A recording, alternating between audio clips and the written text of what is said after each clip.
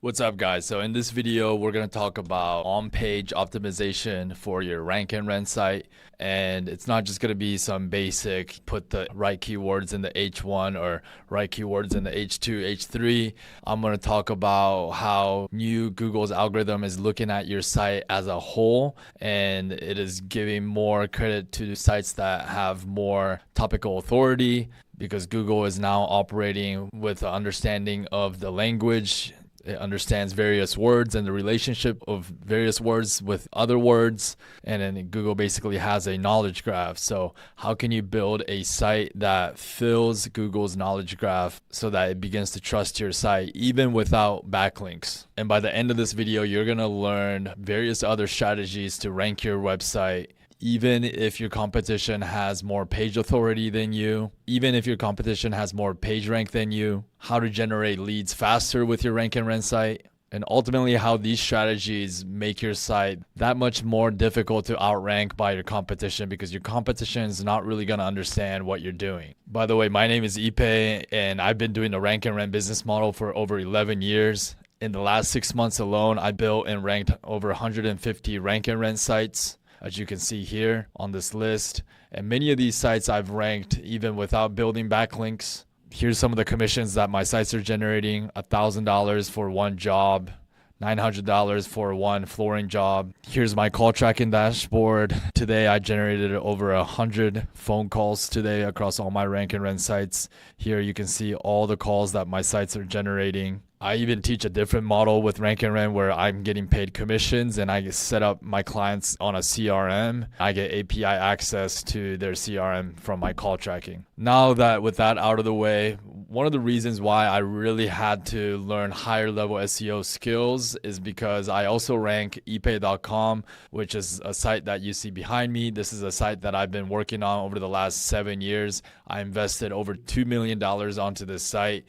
And this site ranks for global keywords. So I really had to learn higher level SEO. And in this video, I'm going to show how I apply those kind of tactics to a rank and rent site. So on-page SEO for rank and rent. And one of the things that you have to understand with website is that there's certain metrics that allows a site to become very powerful. One is the vastness. How large is their site? Like, given a topic, how much of that interconnected topic does the site cover thoroughly? So in essence, just from this one metric alone, if your competition only has 10, 15 pages, if you just cover more topics, the right topics, and you have more pages, Google will reward you with the vastness, which is not that difficult to achieve with a rank and rent site. And the deepness. How deep do you go on the topic? This is not about writing fluff. Google understands semantics using NLP, natural language processing. So it knows that if you're writing a bunch of fluff, that your content is actually low quality content because you're not covering any other types of topic. You're just kind of running your content. Google's bots are not able to extract unique information from your content. And so just longer length of words doesn't mean deepness. You actually have to cover related topics where some people might search for those topics that are related to the main topic. That allows one article to actually rank for more long tail search queries. And also, if done correctly, this gives your articles higher chances of ending up in LLMs or AI or ChatGPT. And then also there's the frequency. Right? If one site publishes one new article per week versus another site is publishing 10 new articles per week, it forces the Google's bots to crawl your site more, and therefore you begin to earn credibility with Google. Now, does that mean you have to continually post new articles on all your rank and rent site? No, not necessarily. Again, I have 150 rank and rent sites that I've built in the last 6 months alone. If I had to create new articles on every single one of those sites, it would not be possible. Always remember that Google is a comparative search engine, so meaning that you have to do just enough to beat the competition that's on the page one. So let's first talk about the basics of on-page optimization, on-page SEO optimization. First, you have the navigation.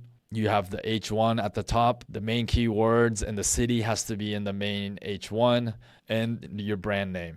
And in the intro paragraph right under the H1, you must talk about your brand, what the main service is of that brand, and then other important services that the brand does. And then you have to create a hierarchy of the most important service to the least important service that almost provides a contextual vector to the whole site in of itself. So then your job with the rest of the article is to break down the important keywords into H2. So for example, an H2 might be residential XYZ services, and right under the H2, you're going to cover all the different residential type of services that the company does. And then the next H2 can be commercial services, and then all the different types of commercial services that the company does. Whatever type of content that you place near the top of the page is valued more, and Google will look at the top of the page as more of what the article or the page should be relevant about. So you don't want to put random things at the top of your homepage. It has to be the most important keywords for your niche. And then there are other concepts that you must think about, which is your content must be informationally dense. It must contain various specific entities, such as types of materials, even types of brands. It should even talk about specific metrics or measurements or statistics. And generally, 2/3 of the page at the top is going to consist of what's called the macro semantics. This is what Google looks at to determine what the site should rank for, what it's relevant for. And then you got the lower 1/3 of the page where you can call it micro semantics. And in this section, you're going to begin to cover other types of topics still related to the main topic, but we're drifting a little bit further away from the main topic itself. And this is where you can create some unique types of content that signals to Google that you have different types of content than the competition, because everybody's going to try to duplicate the main keywords, but can you bring something fresh to the table? And then also, can you get even more granular about different questions that people might have, which is why in all of my rank and rent sites, I create a FAQ section at the bottom as well. Also, the menu, the importance of it cannot be ignored either. Don't just put random content here if it's not going to have value. Remember, Google measures the user behavior signal on the site. So you should have either useful services that other people might want to check out, or other pages that people might want to check out that drive further clicks into your site, which causes people to stay longer on your site. And that becomes a ranking factor, a huge one over time. Also, don't overlink to many different pages from your home page. You want to link to maybe 3 very important pages, potentially some of your main services, where you can break those services down even further. The reason for that is the more pages that you link to, you distribute way too much page rank across too many pages. And in most industries, there's going to be few keywords that are going to be the main money drivers. So you want to pick and choose those main money keywords as the ones that you link to. So then we have to talk about the other pages, right? And these other pages is an opportunity for you to capture unique different types of searches, or what are called query networks. So usually everybody knows on a rank and rent site, you're going to create pages that you link out to the different various service pages or sub-city pages. But understanding query networks can give you an advantage. Query networks is basically Google's knowledge graph wanting to see you as more of a topical authority than the competitors. So if you begin covering other topics that your competitors aren't, and then from all those pages, you're pointing links back to the home page, it can drive a lot of trust signals back to your home page, and therefore your home page will begin ranking higher in the SERPs as well. It's important to understand the direction of the arrow that you see here, which shows the direction of the interlinks that are going closer and towards the home page instead of the other way around. Remember, from the home page, we're only actually linking to a few limited important pages, but these query networks is pointing all links inwards to the home page. Here's a diagram of what a knowledge graph in the mind of Google can look like. So we have the main topic here, roofing in Dayton, Ohio. And you can see that it is connected to various topics. So one topic that it's connected to is commercial roofing. And then commercial roofing is connected to other topics such as we got EPDM, rubber, modified bitumen. Those are materials that are used for commercial roofing. And then you got words like flat roof. Most commercial roofs are flat roofs. And when you look at this graph, one thing to keep in mind is that this might make you think, hey, I should create 2 pages for commercial roofing and flat roofing. This is not always the case. This is why you got to always look at the search engine results page, or the SERPs, because you could potentially combine those 2 topics on one page and rank for both of those topics in one page, which is always advantageous if you could get away with having one page instead of 2. One, because it's less time, less resources of having just one site rank for multiple keywords as opposed to 2 pages. If you create too many pages on a site, each page that you open up on a site will dilute the overall page rank across all the pages. It almost gets divided. And 3, like, you run the risk of creating articles that are not getting that much search results, becomes dead weight on the site. And you could also run into some cannibalization issues where 2 pages are supposed to be ranking for the same query, but because you open 2 pages, Google kind of devalues both pages at the same time. Now you can't even rank for one of the keywords. But this knowledge graph still gives you a good idea of the different topics that you should cover at the very least on a commercial roofing page. Now, whether we should open a secondary roofing page or secondary page for flat roofing, that you have to study the SERP page. If we go back to the main topic here, we got other words like residential roofing. Obviously, we're going to want to target all these keywords for residential roofing. So such words like roof repair, new roof installation, roof replacement, asphalt shingle roofs, metal roofing.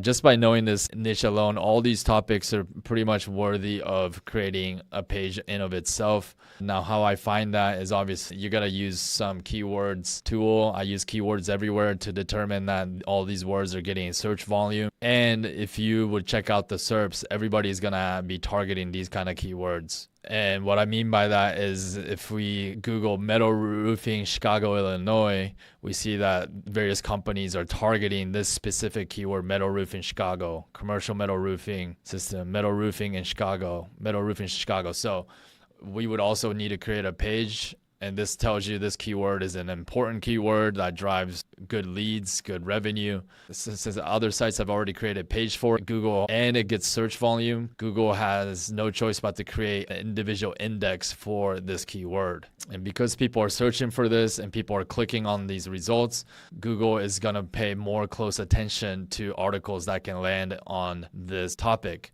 Here is where you can take advantage. So we got a very competitive market like Chicago, and then the 4th place guy only has a DR of 0.1. And if we go to this metal roofing Chicago page, what I'm looking at is how can we make our content for metal roofing better and deeper than this page. And if we're able to cover this topic in a much more deeper way, in fact, Chicago is more competitive, right? So these guys didn't do an awful job at covering this topic either, which might explain why this guy is such low DR and still ranking in the 4th position. Let's take a look at the guy one above. He has a higher DR. The content looks pretty thin, a lot thinner than the other one. So how can you create content that's better than both of those pages? Right. And when you're able to start ranking next to these other established brands and people start looking at your article as it's gone deeper, it's more higher quality, then Google will begin to pass some trust to that site. And so let's say this was the metal roofing page and Google has now ranked this page. There's some traffic coming to this page. So now there's Google's eyes are on this page, right? And then now you interlink to a commercial roofing page, and then commercial roofing page gets more attention.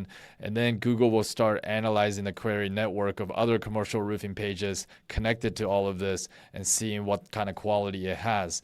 And then if this query network of commercial roofing pages can begin to outrank other companies' commercial roofing pages, now you're beating out other brands for this specific query network of commercial roofing. And then eventually this trust value will carry over to the main page and then ultimately back to the home page. With semantic SEO and achieving topical dominance, you can begin to outrank your competition from the outside by targeting topics where their competition is a bit weakened.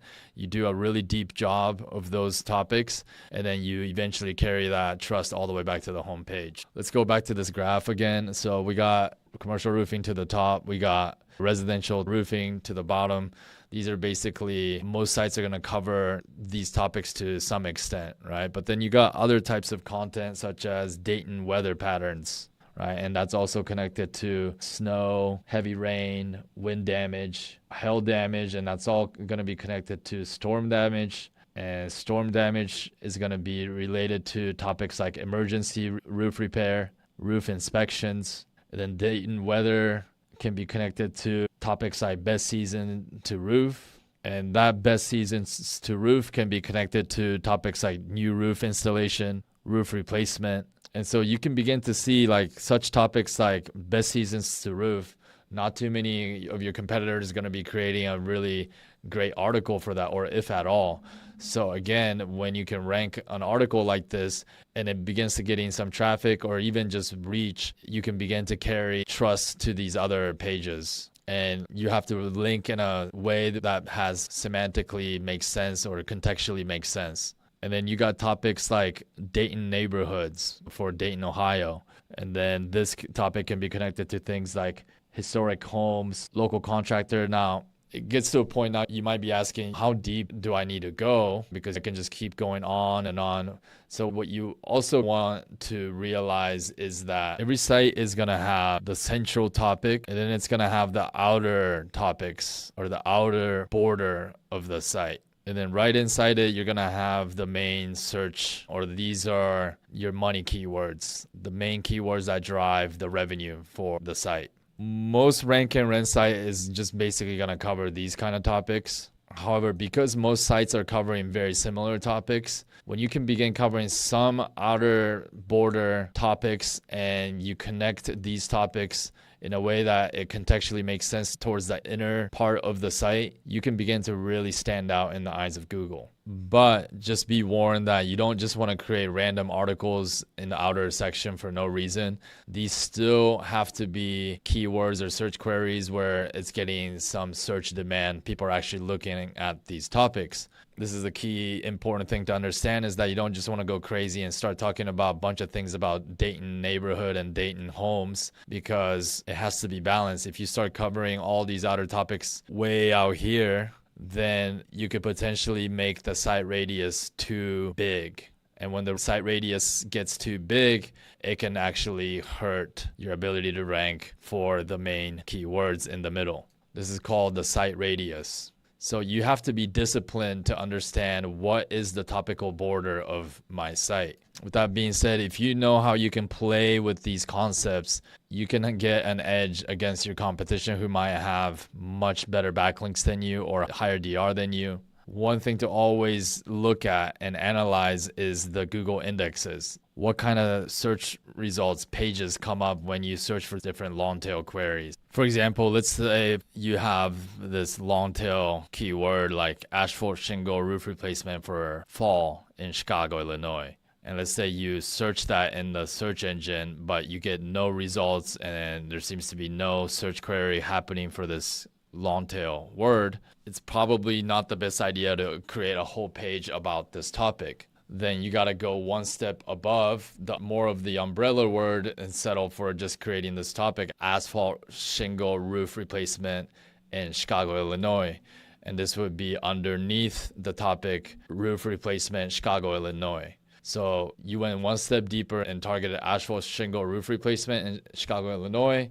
And then this was one step too deep. Maybe you can just cover this kind of topic on this page. And then also you might think of other alternative kind of keywords like asphalt shingle roof replacement cost. And if you search for this in the search query and you actually get other pages that are ranking for this keyword and it seems to have some search volume, then this kind of page can be finally deserve to be created. I can go much deeper onto this topic, but I think key to understanding semantic SEO and the topic of topical authority and understanding Google's knowledge graph is that Google has, I believe, over like 5,000 patents that outlined how their knowledge graph is working. So this is not some hypothetical thing. It is an actual technology that Google has spent a lot of time building this query network. And so a site that connects all these different topics together are actually the sites that are winning the search engines more and more as we go into the future. Backlinks are becoming less and less powerful over time because Google is now beginning to favor this type of SEO that satisfies Google's knowledge graph more and more. As Google's algorithm has gotten more sophisticated over time,